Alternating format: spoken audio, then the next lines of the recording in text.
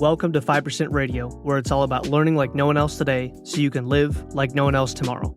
Please be sure to share and subscribe.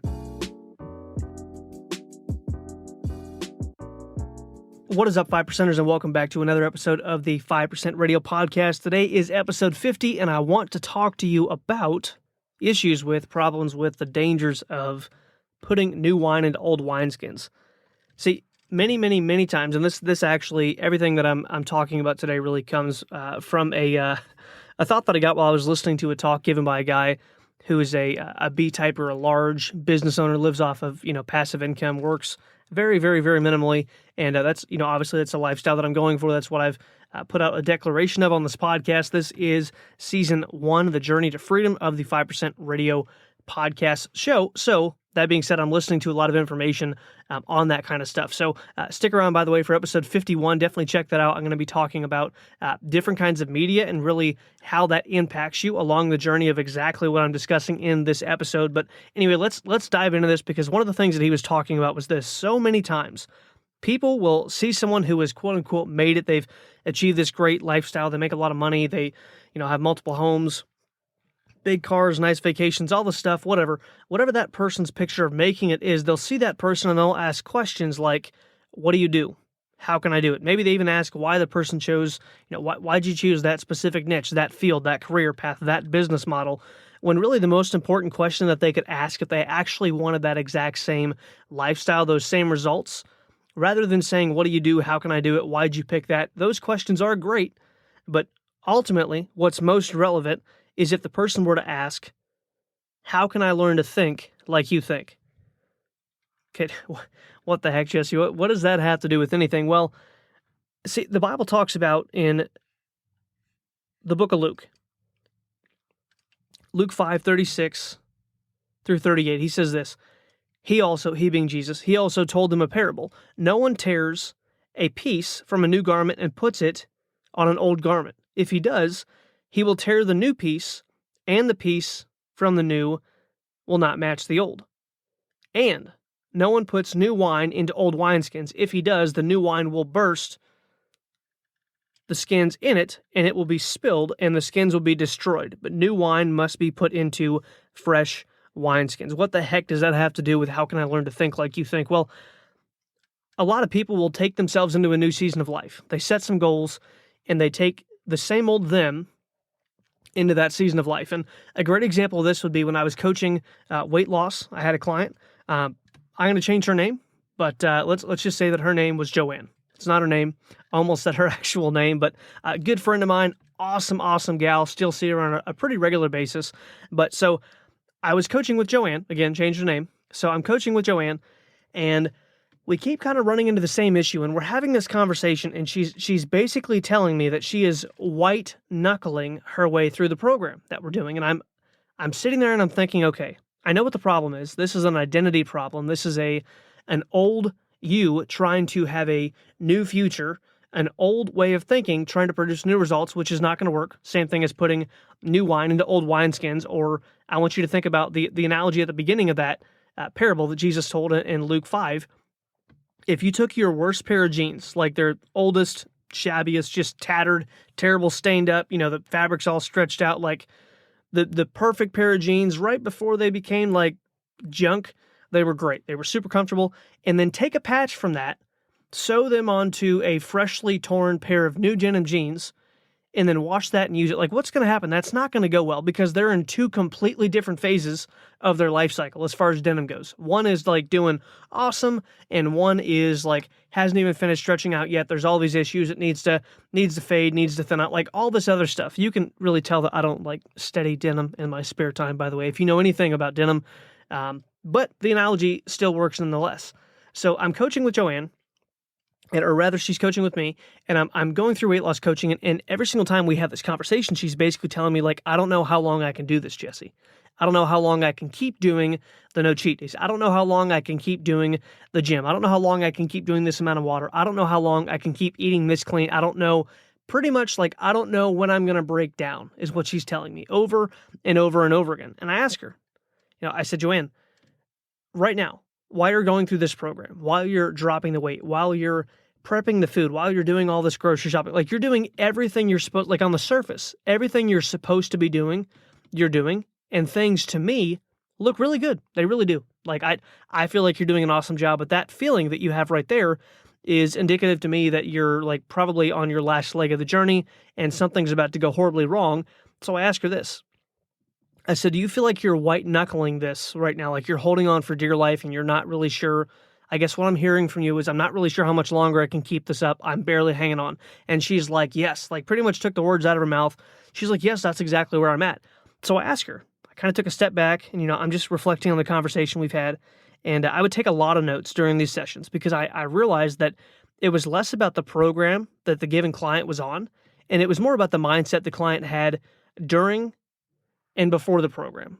Really, really, really hugely important what they had before, because that kind of gave me the foundation of what we needed to build on and the kind of the minefield that we had to navigate mentally to get them through the other side of the program physically. Anyone can lose weight. We've all seen people lose weight. It's an entirely different thing for people to lose weight and keep it off.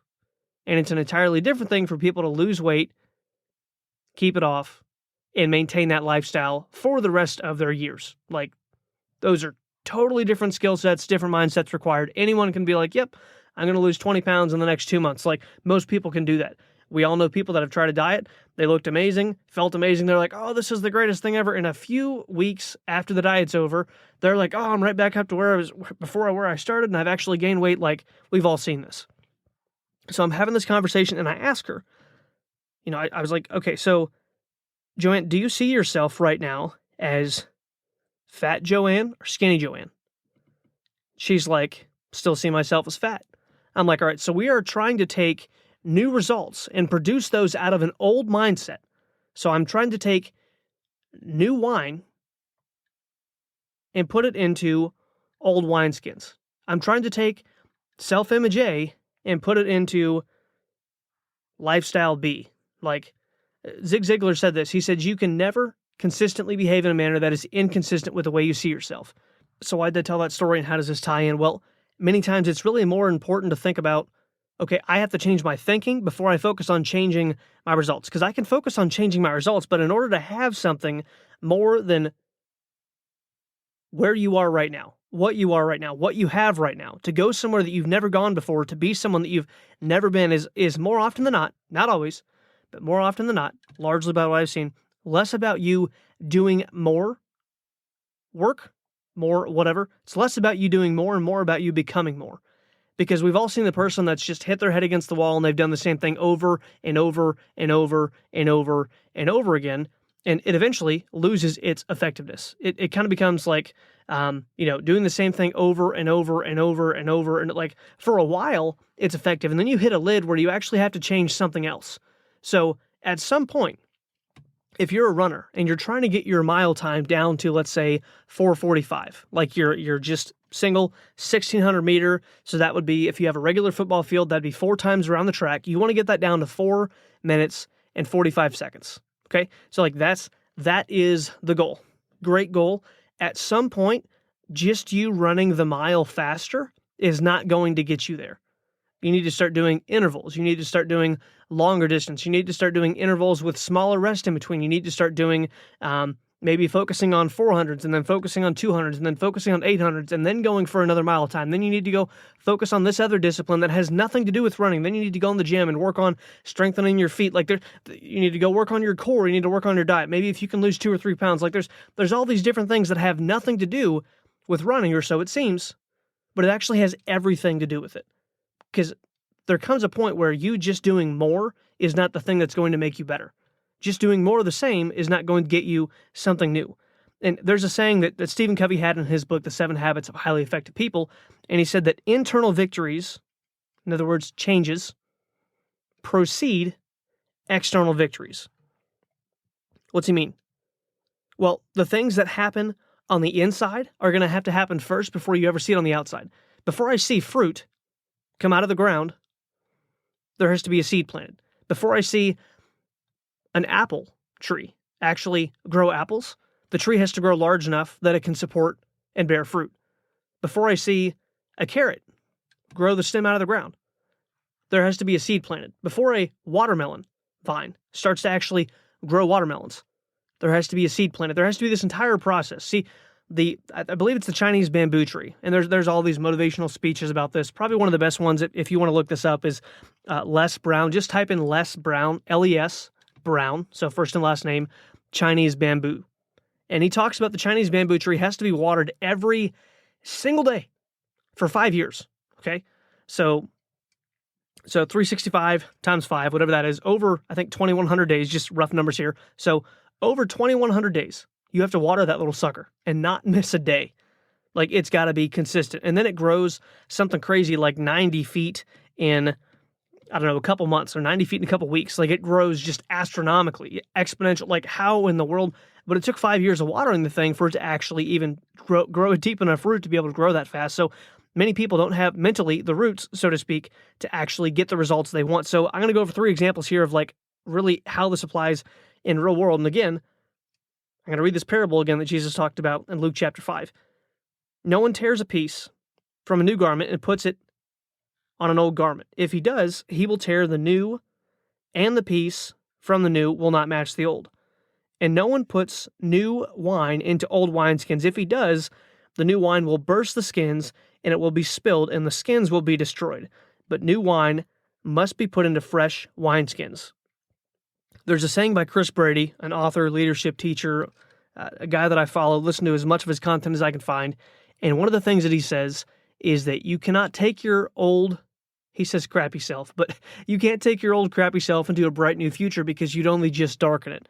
Like, who I am now cannot go where I want to go without screwing up where I want to go. So me, when I was 18, couldn't have the marriage that I have today, not because of the person that I was with, but because of the person that I was. So here's 3 examples. So number one, let's talk about marriage. So example number 1 is that many people get married and divorced, and married and divorced, and married and divorced, and married and divorced over and over and over again. And I'm not throwing stones. I'm not trying to pick on people here. Like, this is just an example that we can all relate to real world because we've all seen this. And they can never really seem to make a relationship work because they've never, quote unquote, found the right person, right? Like that's what everyone says. Oh, I gotta find the right person. Like, the reason it didn't work out with that chick is because she was crazy. The reason it didn't work out with that guy is because he was a jerk.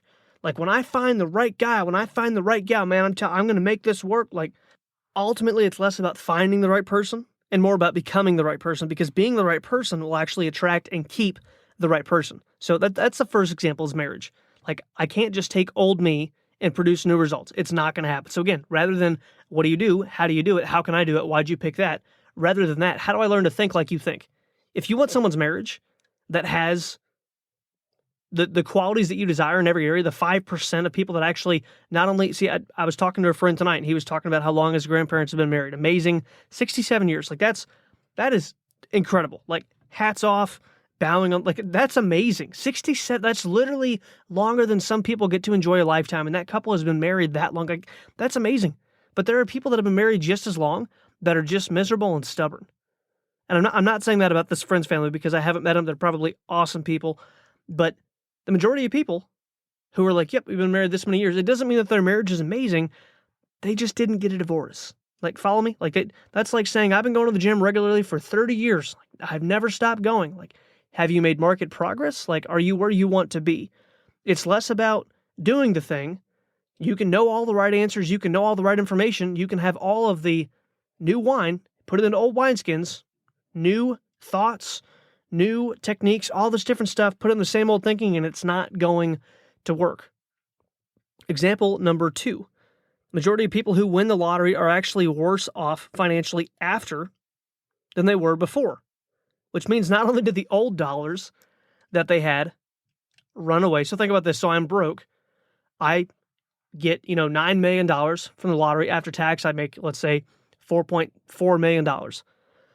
That means that if I'm in financial duress, I'm actually worse off after winning the lottery. That means not only did my old dollars that I already had run away, but all of the new dollars did too. Or a better way to put it, not only did I blow through the 4.4 million, but I also blew through the stuff that I had before that, like when I was already broke.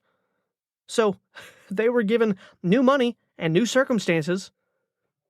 Should be a new phase of life, right? Wrong. They had old thinking. Here's new money. Look what happened when the government handed out all this money during the pandemic. Like, I talked to so many people that kept working. Both the husband and the wife kept working because their jobs were, what they call it?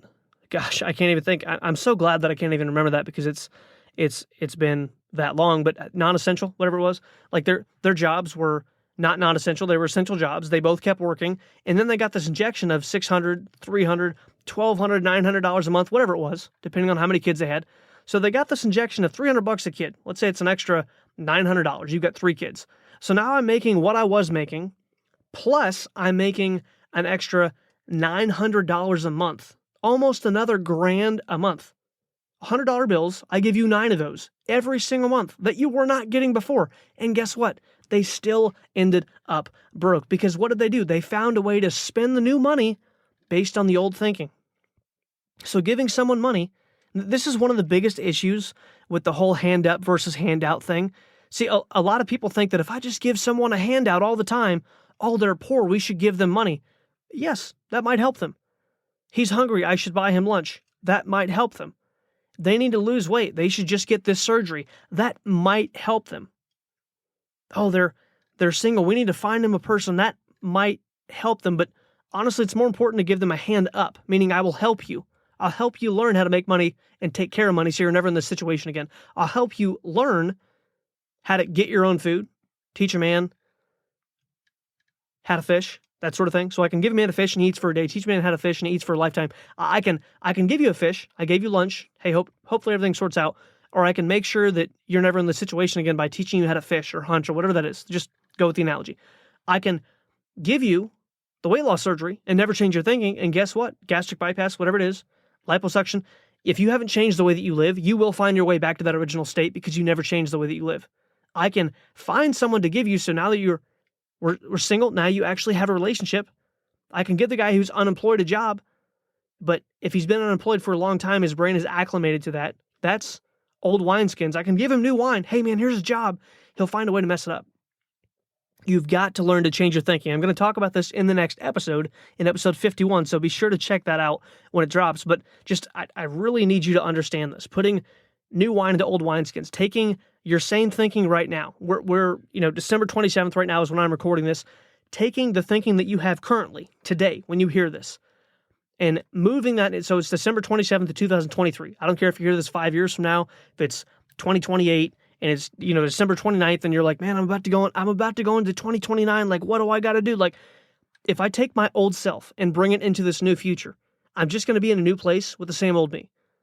And I talked about this early on in the show, but life is not as it is. Life is as you are. Episode 1 talked about this. Life is not as it is. Life is as you are.